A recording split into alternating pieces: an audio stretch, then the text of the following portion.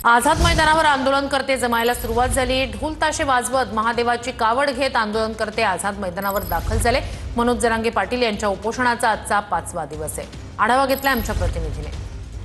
मराठा आरक्षणासंदर्भात मनोज जरांगे पाटील यांचं आझाद मैदानावरती खरंतर आंदोलन सुरू आहे। आज आंदोलनाचा 5वा दिवस आहे। खरंतर संध्याकाळी खरंतर कोर्टाने निर्देश दिल्याच्या नंतर हे सर्व जे आंदोलनकर्ते आहेत ते वेगवेगळ्या ठिकाणी जे आहे ते आपल्या गाड्या पार्किंग करण्यासाठी गेले होते। मात्र आज सकाळ होताच परत हे आंदोलनकर्ते जे आहेत ते पुन्हा एकदा आझाद मैदानावरती दाखल झाले आपल्याला पाहायला मिळते। आपण बघू शकतोय की खरंतर ज्याला महादेवाची कावड म्हणतात ही कावड घेऊन हे आंदोलनकर्ते जे आहेत ते आझाद मैदानावरती दाखल झालेले आहेत। एका खरंतर 2 असे मोठे झेंडे ज्याच्यामध्ये आहे त्याच्यावरती मनोज जरांगे पाटील यांचा फोटो आहे, तर दुसऱ्यावरती महादेव पार्वतीचा फोटो आहे आणि अगदी हलकी ताशे वाजवत जे आहे ते आंदोलनकर्ते सध्या आझाद मैदानावरती दाखल झालेले आहेत। कॅमेरामॅन हरीश नेगीसोबत लक्ष्मण जाधव, टीव्ही मराठी, मुंबई।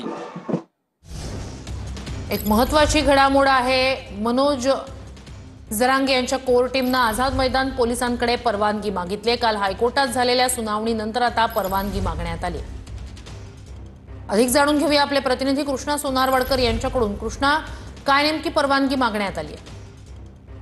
ते आपण पाहतोय की काल मुंबई हायकोर्टामध्ये जी काही सुनावणी झालेली होती त्यामध्ये हायकोर्टाने बरेचसे ताशेरे ओढलेले होते आणि जे काही आंदोलक मुंबईच्या वेगवेगळ्या रस्त्यांवरती फिरतायत, गाड्या अडवतायत, त्यांना तात्काळ आज दुपारी 12 वाजेपर्यंत हटवा अशा सूचना मुंबई पोलिसांना दिलेल्या आहेत। त्याचबरोबर आणखी एक महत्त्वाचं म्हणजे मनोज जरांगे पाटील यांना 5000 आंदोलकांसाठी स्वतंत्रपणे त्यांनी परवानगी घ्यावी आणि त्यांचं आंदोलन ते सुरू ठेवू शकतात, त्याचा त्यांना मूलभूत अधिकार आहे असं म्हटलेलं होतं। त्यासाठी सुनावणीनंतर जरांगे पाटील यांच्या कोर टीमनं मुंबईच्या आझाद मैदान पोलीस ठाण्यामध्ये जी काही परवानगी मागितलेली होती ती मुंबई पोलिसांनी नाकारलेली आहे आणि यासाठी ज्या काही बाबी निदर्शनास दिलेल्या आहेत त्या म्हणजे जे 20 अटी शर्तींचं हमीपत्र मनोज जरांगे पाटील यांनी दिलेलं होतं त्यातल्या बहुतांश अटी शर्तींचं उल्लंघन त्यांनी केलेलं आहे, त्यांच्या सगळ्या आंदोलकांनी केलेलं आहे। त्यामुळे आता पुन्हा तुम्हाला परवानगी देता येणार नाही आणि त्यामुळे मुंबईचं आझाद मैदान तुम्ही तात्काळ रिकामं करा अशा पद्धतीच्या सूचना ज्या आहेत त्या मनोज जरांगे पाटील यांच्या कोर टीमला मुंबई पोलिसांनी दिलेल्या आहेत। मुंबईच्या आझाद मैदान पोलिसांनी जरांगे पाटील यांची जी काही कोर टीम आहे जी आयोजनाची पूर्ण व्यवस्था पाहते त्यांच्या नावानिशी हे नोटीस दिलेली आहे आणि त्यामध्ये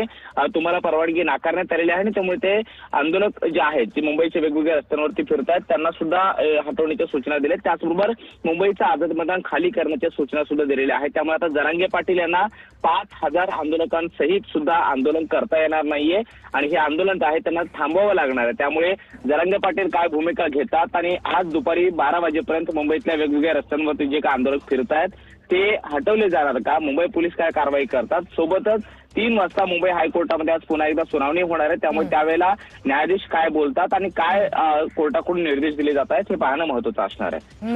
नक्कीच अत्यंत महत्त्वाची घडामोड आहे। लवकरात लवकर मैदान रिकामं करा अशा सूचना आता पोलिसांकडून देण्यात आलेल्या आहेत। मनोज जरांगे पाटील यांच्या कोर टीमने आझाद मैदान पोलिसांकडे परवानगी मागितली होती जी नाकारण्यात आलेली आहे। काल हायकोर्टात झालेल्या सुनावणीनंतर पुन्हा एकदा परवानगी मागण्यात आलेली होती, मात्र आधीच्या परवानगीनुसार नियमांचं उल्लंघन झाल्यानं आता पोलिसांनी आंदोलनाची परवानगी नाकारली आहे। आझाद मैदान लवकर रिकामं करण्याचे आदेश मुंबई पोलिसांकडून देण्यात आले आहेत। 5000 लोकांना घेऊन सुद्धा आंदोलन करता येणार नाही, लवकरच मैदान सोडा असं आता पोलिसांकडून सांगितलं गेलंय। तर कालच्या सुनावणीनंतर जरांगे पाटील यांनी परवानगी मागितलेली होती, मात्र आता पोलिसांनी ही परवानगी नाकारली। कोणत्या नियमांचं उल्लंघन झालंय याबाबत तपशीलवार माहिती जरांगेंना दिलेल्या नोटिशीत नेमकं काय आहे, तर जरांगेंनी 5000 लोकांची परवानगी असताना अधिकची लोक मुंबईत आणल्याचा नोटिशीत उल्लेख आहे। संपूर्ण दक्षिण मुंबईत रस्त्यावर गाड्या पार्क करून जनजीवन विस्कळीत केल्याचा उल्लेख नोटिशीत आहे। आणखी लोक आणून मुंबई चक्काजाम करण्याचा धमकीवजा इशारा जरांगेंनी दिला असंही पोलिसांनी म्हटलंय। आंदोलकांनी नियमांचं पालन न करता रस्त्यावर वाटेल तिथे अन्न शिजवलं। आंदोलकांनी रस्त्यावर अंघोळ केली, कपडे काढून विक्षिप्त नाचकाम आणि असभ्य वर्तन केल्याचा सुद्धा उल्लेख आहे। आंदोलकांनी रस्त्यावर असभ्य वर्तन करत सामाजिक स्वास्थ्याला बाधा पोहोचवली असं जरांगेंना दिलेल्या नोटिशीत मुंबई पोलिसांनी म्हटलंय। जरांगेंनी दिलेल्या हमीपत्रातील जवळपास सर्वच बाबींचं उल्लंघन झाल्याचं मुंबई पोलिसांनी या नोटिशीत म्हटलंय।